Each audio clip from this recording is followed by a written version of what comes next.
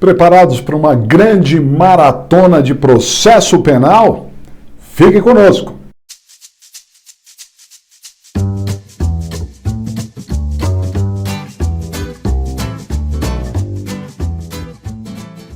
Sim, senhores, hoje nós vamos fazer uma ampla, uma grande revisão geral de processo penal que serve para quem está fazendo a primeira fase da OAB, para quem vai fazer também a segunda fase da OAB e, por que não, para aqueles que estão na reta final de alguns concursos que tratam aí de processo penal, né?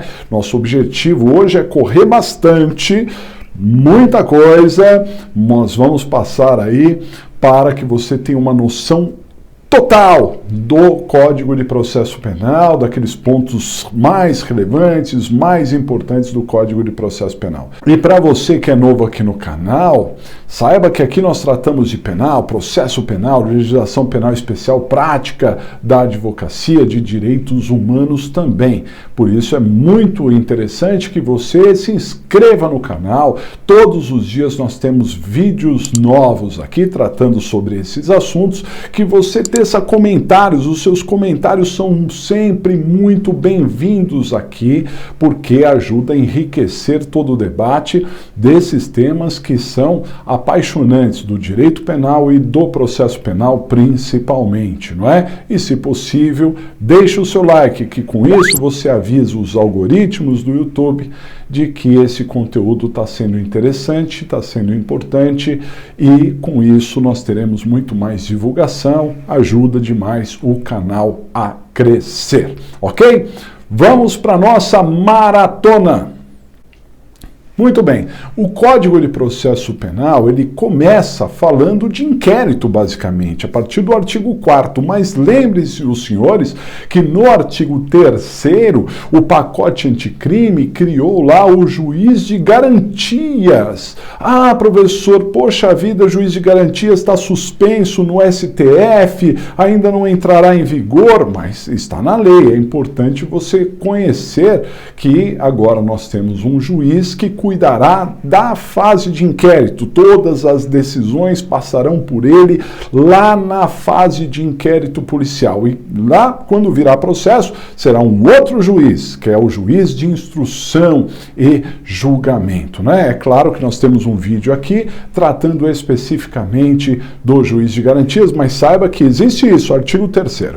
Agora, entrando no inquérito policial, o inquérito policial é um procedimento administrativo de caráter inquisitório e sigiloso e que visa buscar a materialidade e autoria acerca de uma infração penal. Quem cuida do inquérito é o delegado de polícia, não é? Da polícia civil, da polícia judiciária, salvo aquelas questões federais. Isso é o que está no artigo 144 da Constituição Federal. O Ministério Público, na fase de inquérito, tem a missão de ter o controle externo da polícia, de acordo com o que dispõe o artigo 129 da mesma Constituição Federal. A participação do advogado, então, na fase de inquérito é uma participação menos efetiva, porque não há o contraditório, então não cabe ao advogado fazer perguntas a testemunhas, requerimentos e tudo mais.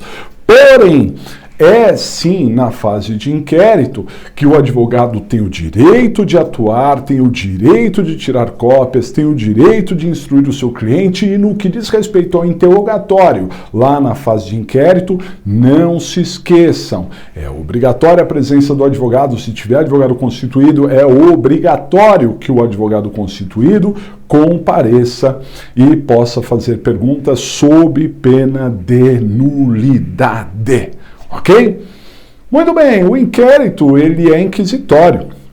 E o inquérito inquisitório significa que não há contraditório nessa fase do inquérito. As provas colhidas na fase de inquérito devem ser refeitas em juízo. O juiz só pode basear a sua sentença nas provas colhidas em juízo, salvo 3 tipos de prova. Quais seriam essas provas? São as provas não repetíveis. Por exemplo, um documento foi juntado na fase de inquérito, não precisa de outro documento na fase judicial. Também uma perícia é não repetível, é feita uma vez, não precisa fazer outra, né?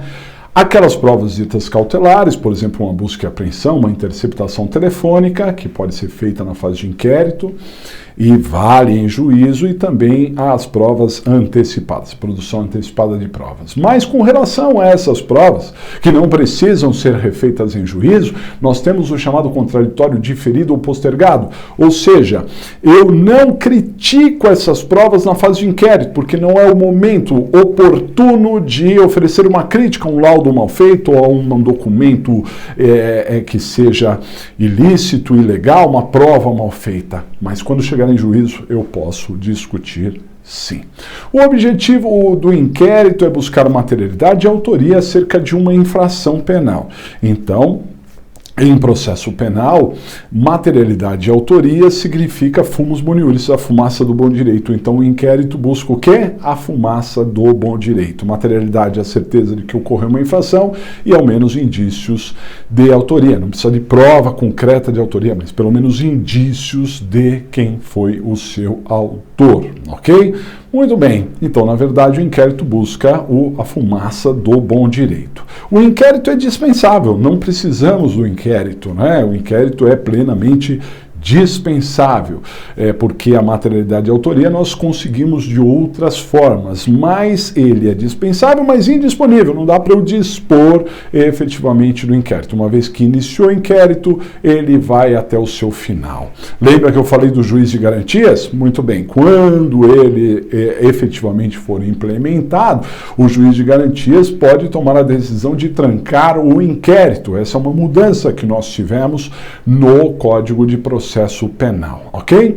Muito bem, ao final do inquérito, ele vai para quem? Ele vai para o MP, se a ação for pública, ele vai para a vítima, ou ele fica à disposição da vítima, se a ação for privada. Compreendido? Prazo do inquérito, em regra, artigo 10, 30 dias se o réu estiver solto e 10 dias se o réu estiver preso. Uma mudança do pacote anticrime disse que se o réu estiver preso, o prazo será de 10 dias, mas ele pode ser renovado. Pode ser renovado por mais 15 dias, sem precisar soltar o réu. Muita atenção a isso, ok? Muito bem. O inquérito de ação pública, como eu disse, vai para o MP. O MP pode tomar 3 ou, de acordo com o pacote anticrime, 4 atitudes. A primeira, ele pode requerer novas diligências, achar que o inquérito, né, ele não cumpriu ainda os seus objetivos e precisa de novas diligências. Segundo, oferecer denúncia, não é? Entrar com ação. Ele viu que tem materialidade, tem autoria, ele oferece a denúncia. Se o juiz rejeitar a denúncia, cabe rese, recurso em sentido estrito, sendo certo que no GCRIM não cabe rese. Não tem rese no GCRIM, então se o juiz rejeitar a denúncia no GCRIM, cabe apelação, ok? Terceira atitude, pode requerer o arquivamento do inquérito, né? E neste caso, os autos subirão para o procurador-geral, né? O chefe do Ministério Público, não é? É muito interessante que antigamente só se o juiz discordasse. Agora há uma revisão feita pelo procurador-geral de acordo com o que dispõe o pacote anticrime. Quarta alternativa, pode o promotor oferecer um acordo de não persecução. Como é isso? Uma negociação. Então, para os crimes que não tenham violência ou grave ameaça, para os crimes que não forem GCRIM, para os crimes que não forem da Lei Maria da Penha, sem violência ou grave ameaça, não GCRIM, não Lei Maria da Penha, e que tenham pena mínima de menos que 4 anos, pena mínima menos que 4 anos, é possível que seja oferecido um acordo de não persecução, né, desde que o réu confesse e que ele se comprometa a algumas coisas, mas o processo pode ser extinto logo de cara, um juízo abreviado. Isso é bastante interessante, ok? Muito bem, falando de ação penal, quais são os tipos de ação penal que nós temos? Nós temos ação pública e ação privada. A ação pública é aquela que está a cargo do Ministério Público. 99% das vezes a ação é pública, ok? Porque está a cargo do MP. O Ministério Público tem legitimação ordinária para entrar com a ação penal. Ele é o titular da ação. E em 1% dos casos, pouquíssimos casos, cabe à vítima entrar com a ação. São os casos que não há interesse público, o interesse é meramente privado, e são os casos de ação privada, né? 1% dos casos. Se o MP tem legitimação ordinária para entrar com a ação, a vítima tem legitimação extraordinária para poder entrar com a ação. Quando o MP entra com a ação, ele oferece uma denúncia. Quando a vítima entra com a ação, ela oferece uma queixa. A denúncia e a queixa tem os requisitos previstos no artigo 41 do CPP. São iguais. Quais são os requisitos? Primeiro deles, precisa qualificar as partes. Segundo, descrever pormenorizadamente os fatos. Muito importante isso, porque o réu se defende dos fatos descritos na denúncia ou na queixa. Terceiro, o enquadramento legal. Quarto, arrolar testemunhas, ok? O número de testemunhas depende do procedimento a ser seguido. Muito bem, isso serve para denúncia, serve para queixa, mas lembre-se que a queixa, de acordo com o artigo 44 do CPP, precisa de um requisito a mais, um requisito que a denúncia não tem. Qual seria esse requisito? O requisito é a procuração com poderes especiais. Tem que ter procuração com poderes especiais, ok?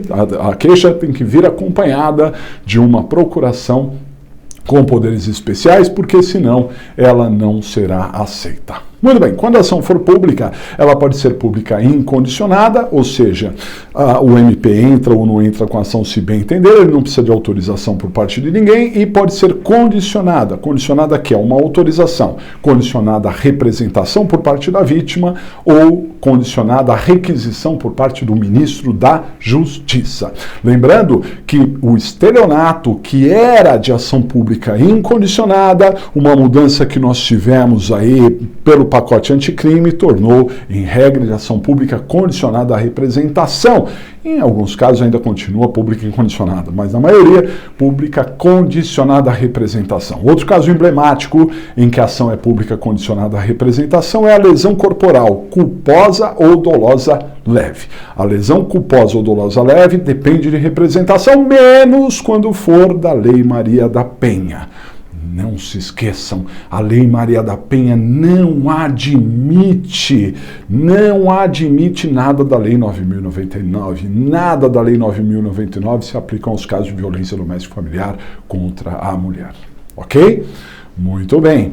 Agora, quando a ação é privada, ela pode ser exclusivamente privada, ou seja, a lei que diz, né, procede-se mediante queixa, ou ela pode ser uma ação penal privada subsidiária da pública. Aquele caso que a ação era pública, mas o MP perdeu o prazo para entrar com a denúncia e a vítima entrou com a queixa no lugar. A vítima concorria com o MP, mas foi mais rápida que o MP e entrou com a queixa, tornando aquela ação que era pública uma ação privada. Lembrando que se a vítima demorar demais para entrar com a queixa ou com a representação, haverá a decadência, operar-se-á decadência. Em regra, o prazo decadencial é de 6 meses a contar do conhecimento da autoria. Nos crimes contra a propriedade material, 30 dias após o laudo que constate o plágio, constate o crime contra a propriedade imaterial. Cuidado com isso também. Não há decadência por falta de requisição do ministro da Justiça, ok? Se o ministro da Justiça demorar, não haverá decadência. A representação, ela pode ser retratável. A vítima que representou ao Ministério Público pode desautorizar o MP. Diz a lei que a representação será irretratável após o oferecimento da denúncia. Enquanto não for oferecida a denúncia, a vítima pode se retratar. Na Lei Maria da Penha, cabe a retratação também. Sim, cabe a retratação também, mas a retratação tem que ser feita perante um juiz de direito, numa audiência especialmente voltada para isso, após a manifestação do MP e antes do recebimento da denúncia. Aí pode ser feita a retratação na Lei Maria da Penha. Compreendido? Próximo assunto é competência. Sim, a competência ela pode se formar de várias maneiras. Nós temos a competência territorial, o lugar do crime. Em regra, qual é o lugar do crime? É o lugar da consumação, é o lugar em que se consumou. Lembre-se disso. Mas há exceções. Por exemplo, se for uma tentativa, é o lugar do último ato de execução. Se for um crime que se consumou no estrangeiro, será o lugar do último ato praticado no Brasil, e se o crime foi totalmente praticado no estrangeiro, será a capital do estado em que o acusado tiver endereço no Brasil, e se ele não tiver endereço, será Brasília, Distrito Federal. Nos crimes contra a vida, será o lugar da ação-omissão. No GCRIM, será o lugar em que a infração for praticada. Cuidado com o cheque sem fundos, porque o cheque sem fundos ele se consuma no momento em que o cheque volta. Então, o lugar competente é o lugar do banco que não compensou o cheque. Guardem isso que é importante.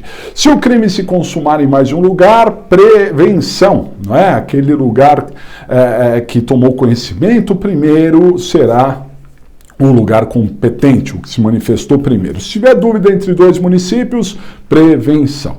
Se eu não sei onde consumou, será o endereço do acusado. E se ele tiver mais um endereço ou nenhum endereço, prevenção. Nos crimes de ação penal privada, a competência se dará por um foro de opção. Pode o querelante optar ou pelo lugar da consumação ou pelo endereço do acusado. Muita atenção, competência primeira, territorial. Segunda, competência material, né, pela matéria. Então, foros especializados sempre prevalecem sobre os foros genéricos. A vara criminal, ela abrange tudo. Se ela é única lá, ela é que cuida de todos os assuntos. Mas se naquela comarca, além da vara criminal, tiver uma vara do Juizado Especial Criminal, e para os casos do GCRIM, prevalece o GCRIM.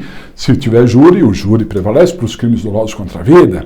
Vara da infância e juventude para menores infratores, justiça eleitoral para crimes eleitorais, justiça militar para crimes militares e assim por diante.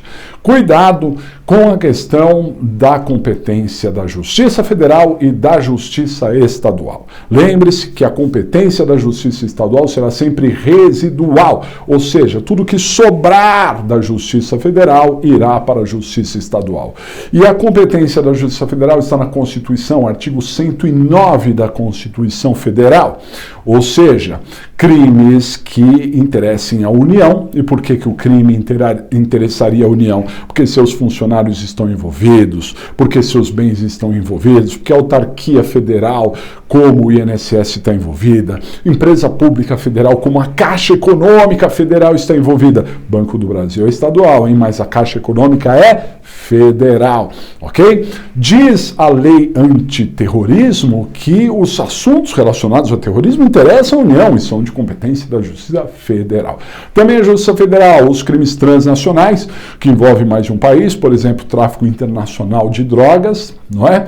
Também são da competência da Justiça Federal aqueles crimes contra a organização do trabalho, contra o sistema financeiro, os crimes políticos e também aqueles crimes cometidos a bordo de aeronaves ou embarcações. Lembre-se, os senhores, que contravenções, de qualquer forma, é sempre estadual. É uma passada geral sobre essa competência federal, ok? Muito bem. Competência pela prerrogativa da função, foros privilegiados. Algumas pessoas dos três poderes, do Executivo, do Legislativo e do Judiciário, devem ser julgados nos tribunais, né? Não são julgados comumente, não é? Então, a competência pela prerrogativa da função está na Constituição Federal. Se você quer saber quem vai ser julgado no STF, artigo 102. No STJ, artigo 105. E assim por diante, né? Isso não costuma cair em processo penal, cai mais em constitucional, mas lembre-se que muitas pessoas têm foro privilegiado E geralmente o foro está um pouquinho acima do cargo que a pessoa ocupa. Por exemplo, o governador do estado é julgado pelo STJ, o prefeito da cidade é julgado pelo TJ. Mas isso em assuntos estaduais, porque se o prefeito da cidade cometer um crime federal, ele será julgado pelo TRF. O ministro do STJ é julgado pelo STF, né? O juiz é julgado pelo tribunal, o desembargador pelo STJ, o promotor de justiça pelo tribunal, o procurador da República pelo Tribunal Regional Federal e assim por diante. Vereador não tem foro privilegiado. Competência há uma outra competência, que é a competência em razão da conexão e continência. Quando se fala de conexão e continência, nós estamos falando de crimes ou criminosos que devem ser julgados no mesmo processo. Por exemplo, quando tem concurso de pessoas, ou, por exemplo, quando tem um concurso material de crimes, ou outras situações, né? Então, como é que acontece essa competência pela conexão e continência? O crime mais grave atrai o menos grave. Por exemplo, o sujeito praticou 2 roubos numa cidade, 5 furtos na outra cidade. Prevalece quem se for conexo, o lugar do roubo. Ah, mas o roubo só teve 2 e do furto teve 5, mas não interessa que eram 5, interessa que aqui era roubo, então era mais grave. O número só será interessante quando for crime da mesma espécie. Se for crime da mesma espécie, roubo e roubo, aí nós vamos ver o número, né? Se teve 2 roubos aqui, 5 roubos aqui, prevalece 5 roubos, ok? E se for tudo igual, absolutamente tudo igual, prevenção.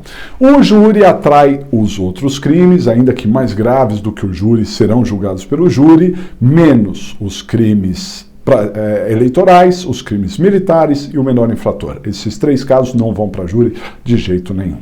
Uma última competência, a competência pela distribuição. Distribuição é sorteio, não é? Então, se tiver mais de um lugar igualmente competente, mais de uma vara, por exemplo, igualmente competente, será feito uma distribuição, um sorteio para ver quem julga, ok?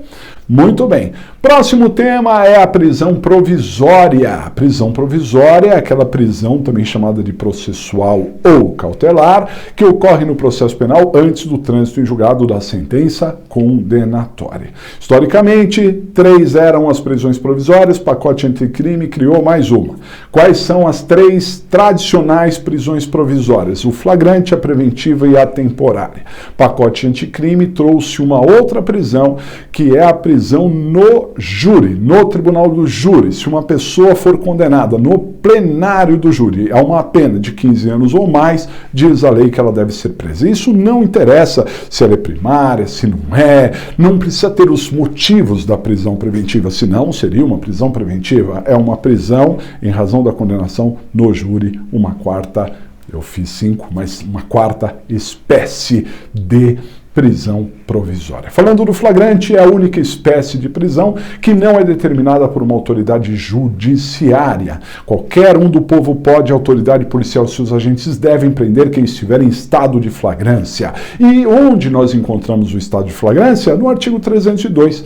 O artigo 302 prevê que uma pessoa estará em estado de flagrância em 4 situações. Quando ela estiver praticando uma infração, está praticando, está matando, está roubando, está vendendo drogas ou sequestrando. Um crime, por exemplo, permanente, um sequestro demora 1 ano e é um sequestro só. Enquanto a pessoa estiver sequestrando, ela pode sim ser presa em flagrante. Segunda espécie de estado de flagrância, quando a pessoa acabou de cometer a infração, não é acabou de cometer ontem, nem há 2 horas, não é acabou de cometer agora, na mesma cena delituosa.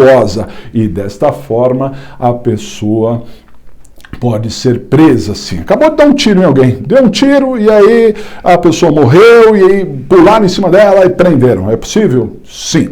Terceira possibilidade é o flagrante em perseguição, também chamado de quase flagrante ou flagrante impróprio, em que uma pessoa é perseguida após cometer a infração. Essa perseguição pode durar, hein?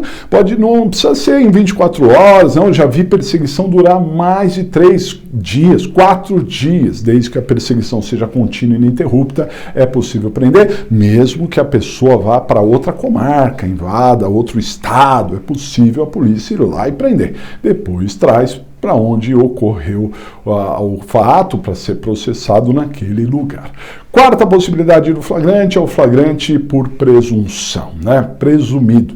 A pessoa é pega no momento posterior com instrumentos, armas ou objetos que façam presumir ser ela a autora do delito, né? Ninguém viu praticando crime, mas o sujeito, ele foi pego com arma, com as vestes sujas de sangue, ele foi preso lá com documentos da vítima, então presume que foi ele, né? É interessante lembrar que não há flagrante no GCRIM. No GCRIM não há flagrante. Se uma pessoa estiver em estado de flagrância no GCRIM, será lavrado um TC, um termo circunstanciado, e a pessoa será liberada. Também lembre-se que em 24 horas o delegado, 24 horas do auto de prisão em flagrante, o delegado terá que tomar 3 atitudes: mandar cópia do auto de prisão em flagrante para o juiz, não é? Que é aí para o juiz, inclusive, fazer audiência de custódia, diga-se de passagem, né? Segundo, entregar cópia para a Defensoria Pública se o preso for pobre. E também entregar ao preso a chamada nota de culpa. Nota de culpa. O que é a nota de culpa? É uma informação ao preso do porquê ele está sendo preso e quem determinou a sua prisão. Essa é a chamada nota de culpa. Compreendido? Muito bem. Falando em prisão preventiva, a prisão preventiva já é determinada pela autoridade judiciária e pode ser determinada tanto na fase de inquérito quanto na fase judicial. Mas lembre-se, pacote anticrime disse que não cabe prisão preventiva de ofício. Agora, a prisão preventiva em qualquer momento tem que ser requerida pela autoridade policial, pelo Ministério Público, né? Tem que ser requerida. Perfeito? Para que o juiz decrete a prisão preventiva, é necessário que ele tenha, primeiro, materialidade e indícios de autoria. Sem materialidade e sem indícios de autoria não se decreta.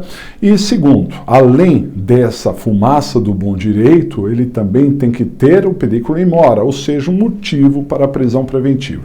E quais são os motivos da prisão preventiva? Basta um. Mas quais são os motivos?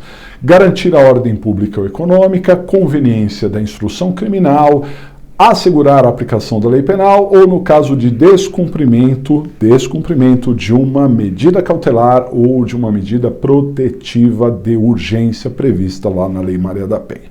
É por isso que se decreta a prisão preventiva, hein, pessoal? Lembre-se alguns detalhes. O juiz pode decretar e revogar a prisão quantas vezes forem necessárias. O pacote anticrime disse que o juiz precisa justificar a prisão preventiva de quando em quando, hein? Ele não pode dormir em cima daquele assunto, de quando em quando ele tem que voltar lá e falar de novo, ó, ainda a prisão é necessária, a prisão continua sendo necessária, por isso, por aquilo, né?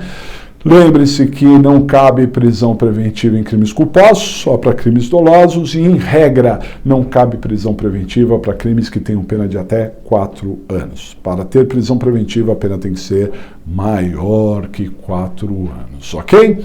Quando se fala de prisão temporária, estamos falando de uma prisão que não está no Código de Processo. A prisão temporária está numa lei esparsa, a Lei 7960 de 89.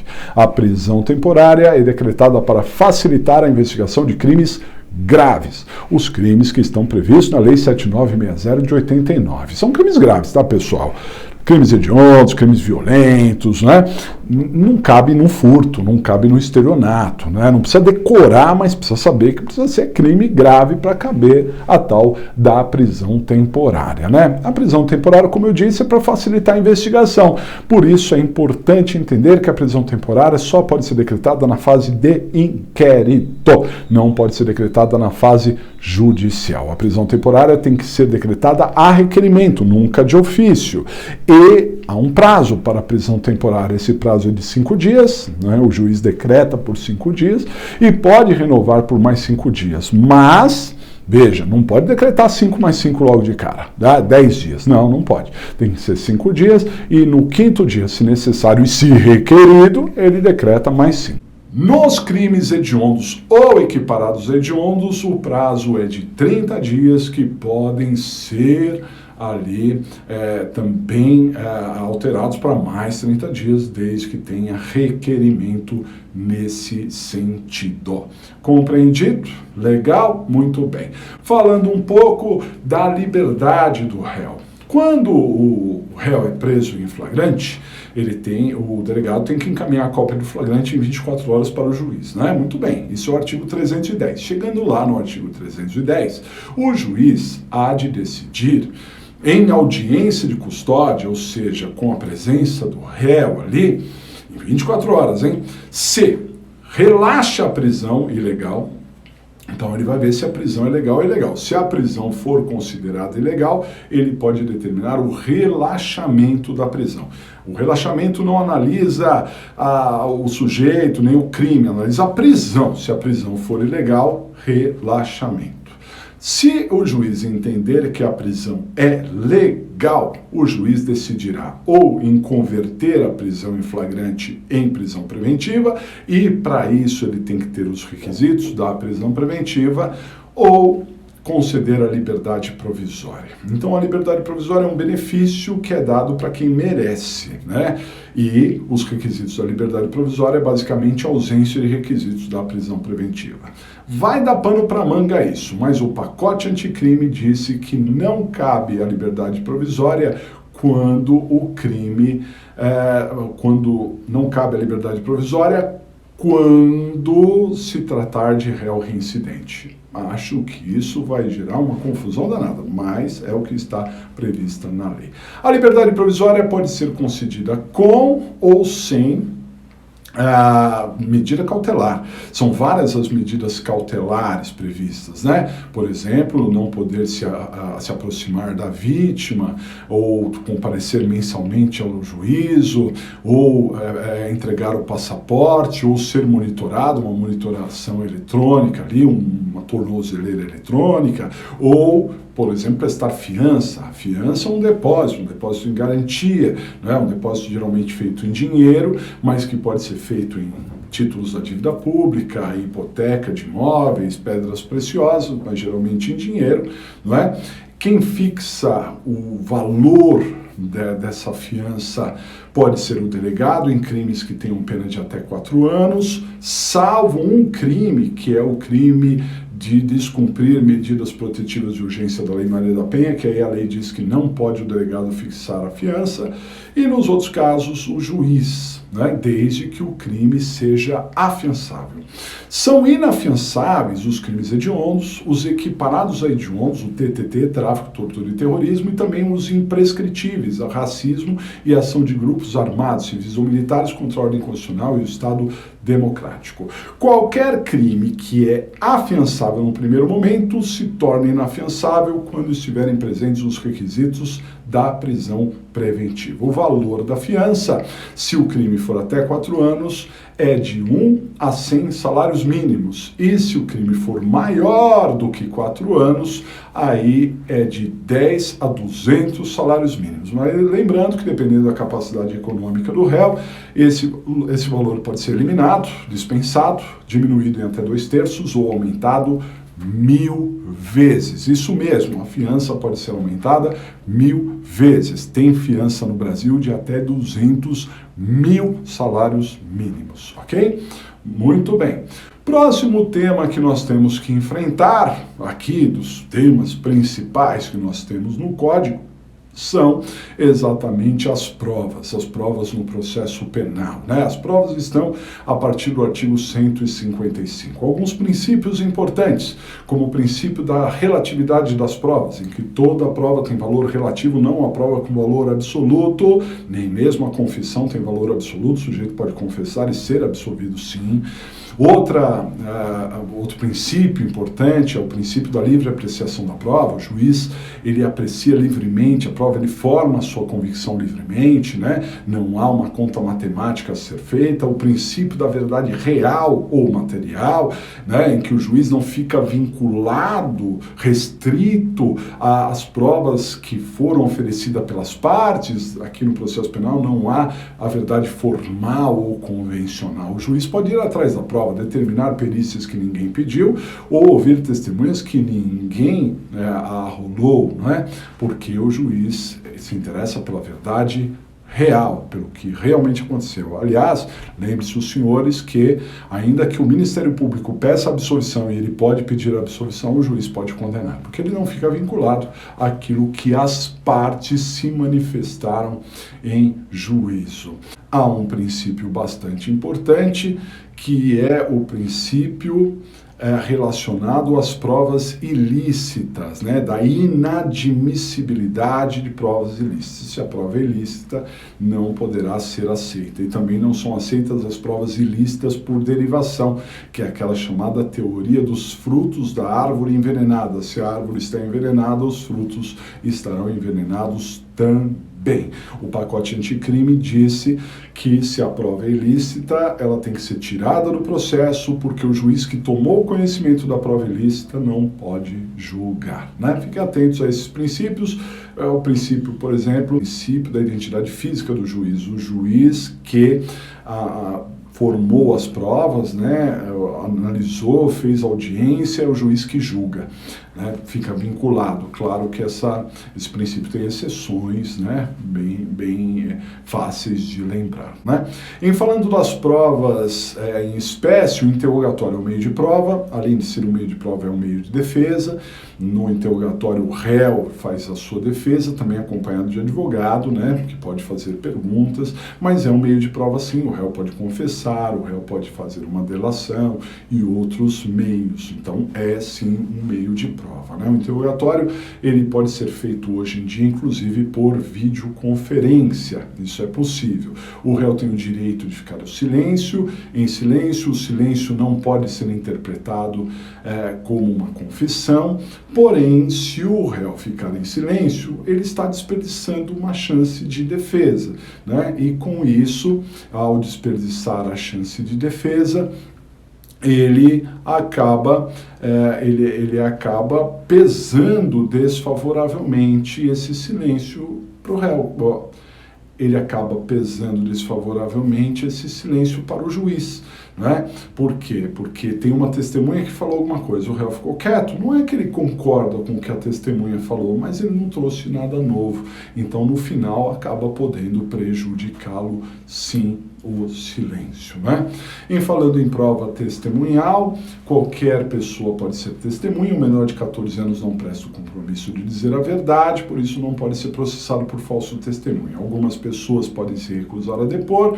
O CAD, cônjuge, ascendente, descendente, irmão, sogro, sogra, genro e nora, né? Mas se a prova não puder ser feita de outra forma, eles terão que depor. Algumas pessoas estão impedidas de depor, aqueles que têm conhecimento dos fatos por conta de uma relação de sigilo que se estabelece entre o advogado e o seu cliente, médico, psicólogo, pastor, padre. Essas pessoas que tomaram ciência dos fatos por conta de uma relação sigilosa estão proibidos de depor e só poderão depor se forem desobrigados pela parte. O advogado não, hein?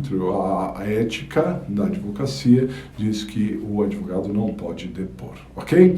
Em se tratando de prova documental, qualquer documento é aceito no processo penal. Documento é a corporificação de um pensamento, né?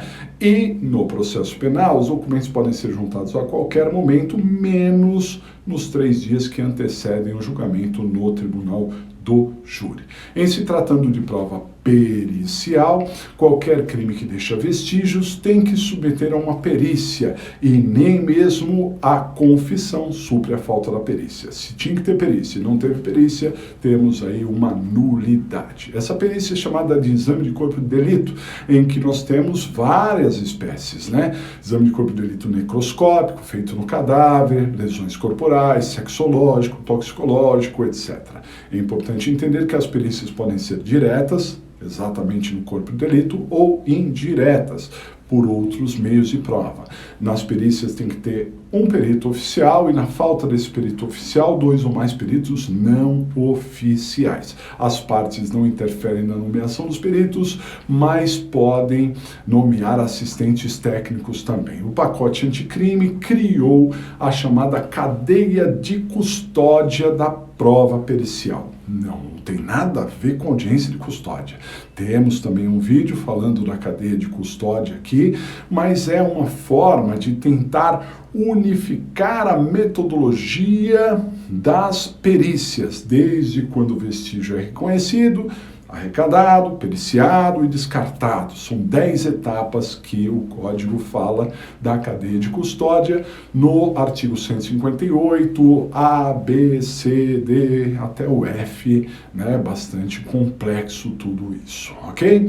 Em se falando da interceptação telefônica, há uma lei própria para interceptação telefônica, que é a 9296 de 96. Lembre-se que sempre é o juiz que determina a interceptação telefônica, e o pacote anticrime também diz que é o juiz que determina a interceptação ambiental, não só a interceptação telefônica, também temos vídeo tratando de interceptação ambiental aqui do pacote anticrimes, né? Mas lembre-se, o juiz precisa fundamentar, tem um prazo para interceptação telefônica, que é de até 15 dias, que pode ser renovado. Mas lembre-se, acima de tudo, não poderá haver a interceptação telefônica em 3 casos: quando os crimes punidos com detenção, quando não houver ao menos indício de autoria ou participação no crime e quando a prova puder ser feita de outra maneira. Sempre que ocorrer um desses casos, não poderá ser feita a interceptação telefônica, e isso costuma cair em prova.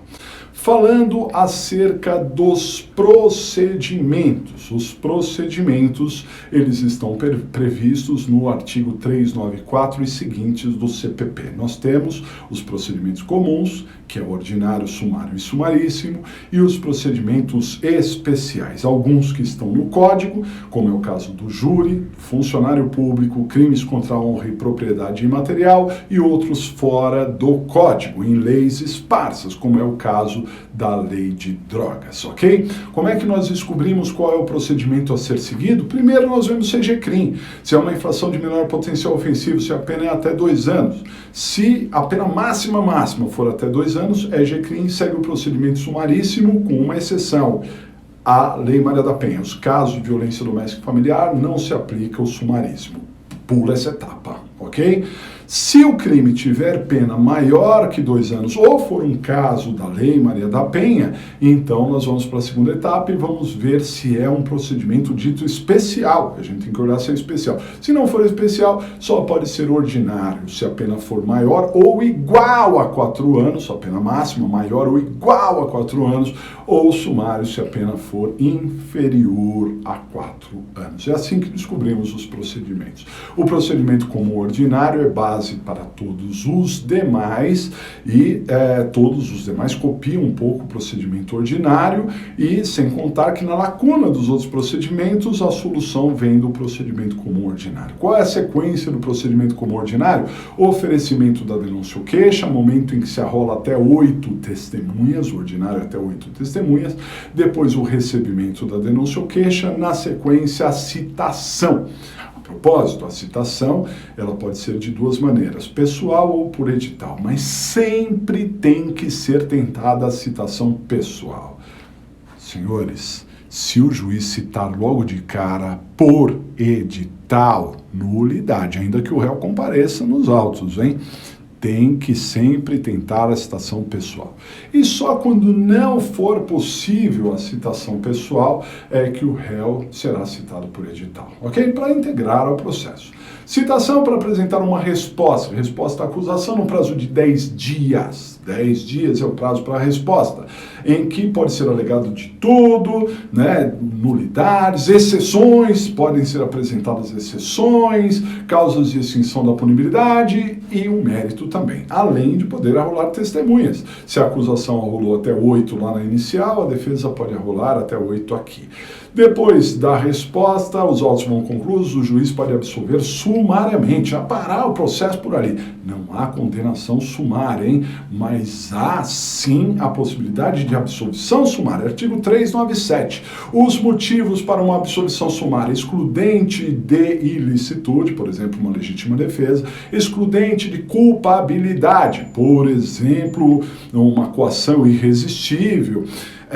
E a lei faz uma ressalva: pode aplicar excludente de culpabilidade menos a doença mental. Doença mental, esquecem, pegadinha em concurso. Doença mental não leva à absolvição sumária do 397. Terceiro motivo, se o fato for atípico. E quarto motivo, se houver uma causa de extinção da punibilidade, por exemplo, uma prescrição. Se não for nenhum desses casos de absolvição sumária, o juiz determinará uma audiência de instrução, debates e julgamento, em que será feita toda a instrução, oitiva de testemunhas e tudo mais, depois os debates que são orais, e o juiz daria a sentença na própria audiência. Dinâmica da audiência: primeiro é ouvida a vítima, se tiver vítima, depois testemunhas de acusação. E só depois que terminar a testemunha de acusação é que começam as testemunhas de defesa. Se eventualmente não compareceram todas testemunhas de acusação e o promotor insistiu, vai ter que marcar outro dia para ouvir o restante, não é? Só depois que termina a acusação é que começa a defesa. Uma pegadinha de prova: a vítima pode ser ouvida depois de testemunhas de acusação. A vítima pode ser ouvida. Ela está no mesmo patamar, ok? Depois que da testemunha de acusação, vem a testemunha de defesa, depois vem requerimentos, que podem ser resolvidos na hora, ou se não der para resolver na hora, marca-se outro dia para continuar a audiência. Se deu para resolver na hora, o réu é interrogado. O réu é sempre o último a ser ouvido. Lá na lei de drogas diz que ele é o primeiro a ser ouvido, mas na prática não se aplica isso. O réu é o último a ser ouvido, ok? Mesmo na lei de drogas, né? Isso ali na prática. Muito bem, depois que o réu foi ouvido, nós começamos os debates, que são orais em regra, 20 minutos, que podem ser acrescidos mais 10 minutos para a acusação, 20 minutos que podem ser acrescidos mais 10 minutos para a defesa. Há casos que o juiz determina a apresentação de memoriais, ok? E aí serão 5 dias para a acusação e depois 5 dias para a defesa. E na sequência o juiz dá a sentença. O prazo para terminar o procedimento como ordinário é de 60 dias, segundo a lei. Bom, conhecendo o procedimento ordinário, os outros ficam fáceis. Vamos fazer um comparativo. Comparando o ordinário com o sumário, duas pequenas diferenças. Não na sequência dos autos, que é a mesma, dos atos, que é a mesma, mas o número de testemunhas do ordinário é 8, no sumário é até 5, o prazo para terminar no ordinário é até 60 dias, no sumário é até 30. Comparando o procedimento como ordinário com o sumaríssimo, que é o procedimento do GCRIM, nós lembramos que lá no sumaríssimo há uma fase preliminar, até uma audiência preliminar, que é tentativa de acordo. Então lá no GCRIM tem a possibilidade de composição civil, transação penal, coisas que não tem no procedimento comum ordinário. Depois de resto, ele é muito parecido, salvo o número de testemunhas, que a lei não fala, mas a doutrina diz 5 se for crime, 3 se for contravenção, isso no GCRIM. Comparando o ordinário com o júri, lembre-se que o júri é bifásico ou escalonado, tem 2 fases judiciais. A primeira fase é o juízo de acusação, em que é muito parecido com o ordinário. E a segunda fase é o juízo da causa, é aquele que tem o plenário, julgamento em plenário, né? É muito importante lembrar das 4 decisões que encerram a primeira fase do júri. Quais são essas decisões? Pronúncia, do artigo 413, impronúncia, do 414, absolvição sumária do 415 e desclassificação do 419. O juiz pronunciará quando tiver materialidade e indícios de autoria. É a regra, a maioria dos casos é de pronúncia, e se o juiz ficar na dúvida se deve pronunciar ou não, ele deve pronunciar.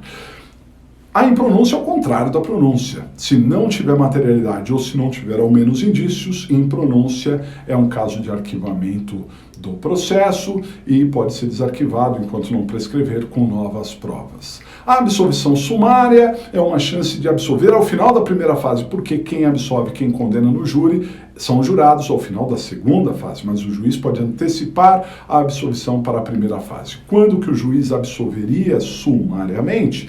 quando tiver uma prova de que os fatos não ocorreram, quando tiver uma prova de que o réu não teve nada a ver com os fatos, quando o fato for atípico, quando tiver uma excludente de ilicitude, por exemplo, uma legítima defesa, quando estiver uma excludente de culpabilidade. Pode ter aqui a doença mental, professor? Aqui pode.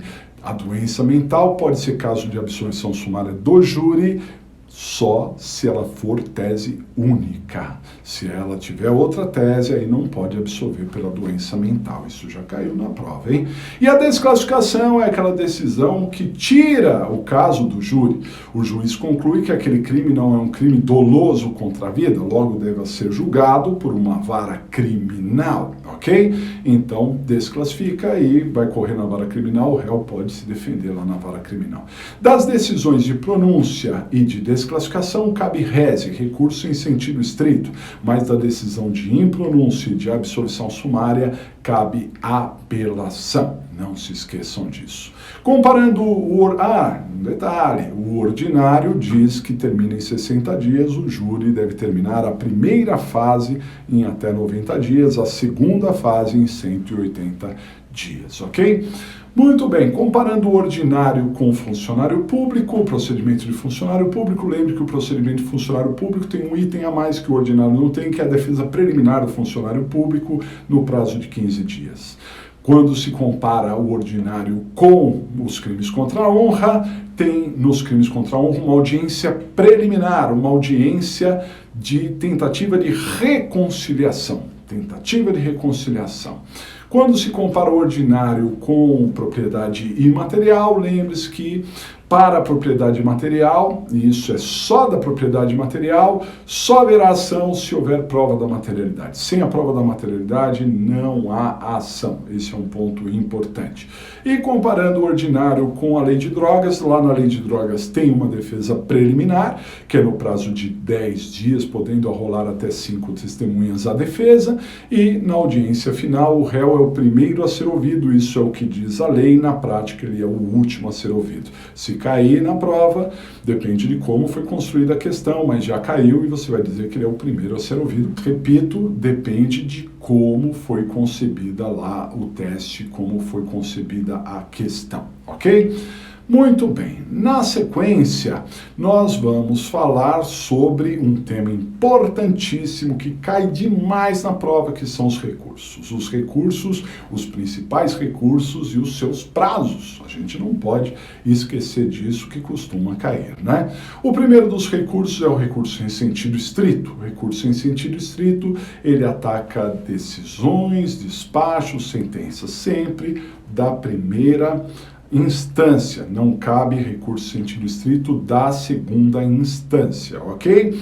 Bom, o pacote anticrime criou mais um caso que cabe rese, que é o juiz que não acolhe ali o acordo de não persecução. Dessa decisão de não acolher o acordo de não persecução, cabe rese, ok? É novo isso. Outras decisões, pronúncia, desclassificação que nós falamos do júri, juiz que rejeita a denúncia ou queixa, juiz que nega seguimento à apelação, que concede liberdade provisória, que nega prisão preventiva, essas questões todas de prova, cabe rese. Prazo do rese é de 5 dias, lembrando que para a vítima não habilitada é 15 dias após o prazo do MP, e da decisão que inclui ou exclui jurados da lista geral, 20 dias. Muito parecido com o rese, é o agravo em execução. O agravo em execução é um recurso só da execução penal. Das decisões de execução penal, qualquer decisão da execução penal cabe agravo em execução, prazo de 5 dias também, e o agravo de execução não tem efeito suspensivo. Isso também é importante. A apelação é o recurso mais importante, cabe apelação tanto da condenação quanto da absolvição, na vara criminal e no tribunal do júri. Também cabe apelação da impronúncia e da absolvição sumária no júri. Cabe apelação também quando for uma decisão definitiva ou com força definitiva que o rese não previu. Quando o rese não prevê, entra a apelação no lugar. O prazo da apelação é de 5 dias, mas a vítima não habilitada é de 15 dias e lá no GCRIM o prazo da apelação é de 10 dias. Toma cuidado também com isso. Embargos de declaração, sentença ou acórdão que é omisso, contraditório, ambíguo, né? Sentença ou acórdão que precisa de um esclarecimento, né? O prazo para embargos de declaração é de 2 dias para sentença ou acórdão e no GCRIM 5 dias. E os embargos de declaração interrompem o prazo para um outro recurso. Embargos infringentes e embargos de nulidade são os únicos recursos que são exclusivos da defesa. Cabe do acórdão não unânime desfavorável à defesa. A defesa perdeu de 2-1, mas com base nesse voto vencido, cabe embargos. Será embargos infringentes se o voto vencido falou do mérito. Será embargos de nulidade se o voto vencido falou do processo. O prazo para embargos infringentes ou de nulidade é de 10 dias. Quando se fala de ROC, recurso ordinário constitucional, nós estamos falando de um recurso que tem o prazo de 5 dias para interposição e ele cabe tanto para o STF quanto para o STJ, de acordo com o que reza a Constituição Federal. Será para o STF quando o HC, o mandado de segurança ou outros remédios constitucionais forem negados nos tribunais superiores e também da decisão sobre crimes políticos. Aí o ROC é para o STF. O ROC será para o STJ quando o HC ou mandado de segurança forem negados pelos tribunais de justiça ou pelos tribunais regionais federais, não é? Aí então o ROC é para o STJ, ok? Recursos previstos na Constituição, recurso especial. É um recurso ao STJ no prazo de 15 dias, quando houve uma violação à lei federal ou quando há um dissídio jurisprudencial, ali uma confusão entre um tribunal e outro. Um tribunal entende de uma forma, outro tribunal entende de outra forma. O recurso será extraordinário para o STF quando houver uma violação à Constituição Federal. O prazo de ambos os recursos é de 15 dias. E lembre-se, para os dois tem que ter pré-questionamento e para o recurso extraordinário tem que ter ainda repercussão geral. No Código de Processo, para finalizar, há um recurso chamado carta testemunhável, que na prática não tem importância nenhuma, na OAB já caiu algumas vezes. A carta testemunhável cabe da decisão que nega seguimento ao recurso em sentido estrito ou ao agravo em execução. A carta testemunhável tem um prazo de 48 horas para ser interposta e ela é direcionada ao escrivão-diretor do cartório. Ela não é direcionada ao juiz, e sim ao escrivão-diretor do cartório. Agora sim, para finalizar, vamos falar um pouquinho da revisão criminal. A revisão criminal é uma ação de impugnação, é uma ação exclusiva da defesa, cabe revisão criminal após a sentença condenatória transitar em julgado, não é? E cabe sempre. O réu pode até ter cumprido a pena ou até ter morrido. Cabe a revisão criminal, inclusive mais de uma vez. Para que serve a revisão criminal? Quando a decisão for contrária à lei ou à prova dos autos, a manifesta prova dos autos, quando a decisão for baseada em prova comprovadamente falsa ou quando surgirem novas provas da inocência do réu, de causa de diminuição de pena ou outra coisa que favoreça o réu, porque a revisão é sempre pró-réu, nunca pró-società. A revisão pode absolver o réu, modificar a sua pena para melhor, desclassificar a infração para melhor ou até mesmo anular o processo. Cabe revisão de qualquer sentença condenatória em qualquer grau de jurisdição, do júri, do Tribunal de Justiça, do STF, de qualquer sentença condenatória cabe a revisão criminal. Muito bem, senhores, que corrida, né? Falamos sobre muitos e muitos assuntos, claro, evidente, ficou faltando algumas coisas, mas espero que essa grande revisão tenha ajudado os senhores a fechar aí o estudo para a prova que se avizinha. Um grande abraço!